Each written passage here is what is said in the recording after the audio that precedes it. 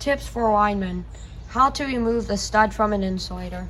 So if you're familiar with this type insulator, there's a lock washer and like a ratcheting mechanism, so it's almost impossible to get them off by hand, and my attempts have failed so far. And you can see here where it would just scrape this up if I tried to do it by hand. Sorry if it's not focusing. So what you'll need is an impact socket, which in my case is this Klein Tools impact socket. I think it's the inner HD. But what you'll want to do is make sure you have a nut and a jam nut. Thread the nut and the jam nut.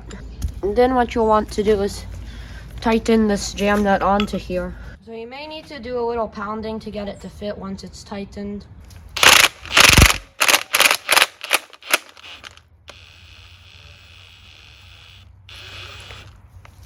Using the impact, I could get this stud off. There's a lock washer that went on there.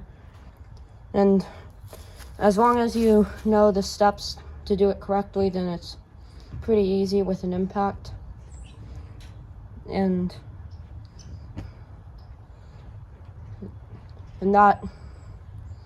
that's how to remove a stud from an insulator. I have a Discord server, link is in the description. Please subscribe.